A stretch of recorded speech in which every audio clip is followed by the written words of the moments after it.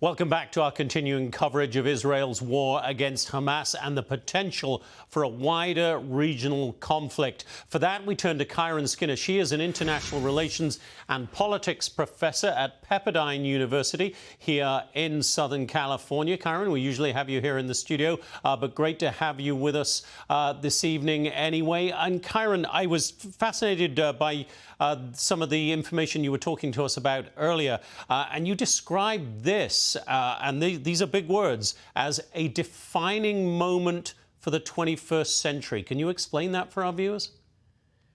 Thanks, Jonathan, and I'm sorry I'm not with you in LA, but under these conditions, we really do have to have some hard conversations and think about this in grander strategic terms. If you think about the 21st century, we welcome that century basically with 9/11, and that was a defining moment for the United States. We embarked on what was known as the global war on terror. And it took us a couple of decades to try to wind out of that war with the defeat of ISIS, that campaign that President Donald Trump oversaw, diminished and degraded ISIS as a threat to the United States and much of the West. But our eyes were off other conflicts that were brewing, like the coming great power competition, like the growing power of the global South, and the ongoing issues surrounding Israel in the Middle East. And so here we are with all of those potentially colliding now. And I say this is a defining moment because what we are facing has all of the features of a potential World War III. And I don't mean that to alarm the audience, but it's so multifaceted. You've already talked tonight about a second front with Hezbollah in Lebanon for Israel in the north, on top of the conflict with Hamas in the south, the difficulty of urban warfare. But there's also a potential third front, and that's with the Golan Heights, and that would mean a complete Levant up in flames. Those countries rimming the Eastern Mediterranean, Syria, Lebanon, Israel, the Palestinian areas, even Cyprus and Jordan.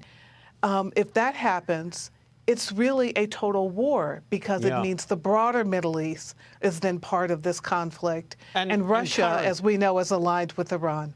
Right. And you know, I think one person who is very happy to have the focus away from what he is doing right now is Vladimir Putin. So he is not doing anything to calm the flames in the Middle East, it seems. Also, happy to see this kind of conflict, it would appear, is Iran, which you describe, again, as the mothership of Hamas in Gaza, the mothership of Hezbollah up in Lebanon. The Iranians certainly don't seem to be doing anything at all to step away from conflict. They seem to be encouraging conflict, Kiron.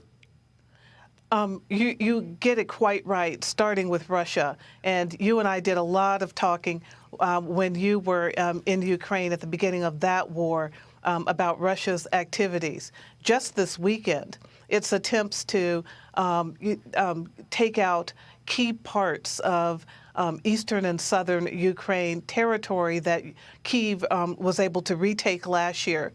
They were bombing, attacking. There was loss of life. We haven't been talking about that this weekend on air. We've been focusing on the Middle East. But also, Putin has said since this conflict started that Israel and the United States are unable to address the Israel-Palestinian or Israel-Arab conflicts. And so he's, really trying to add salt to the wound. And Iran, for its part, there is no Hezbollah, there is no Hamas without the puppeteer, which is the Iranian regime, those in Tehran that provide money, material, resources, and support for these organizations. And I would go so far to say that Hezbollah is the biggest partner, non-state actor, but even state actor of Iran in the world. It is a full partner in all that Iran does to hurt the West.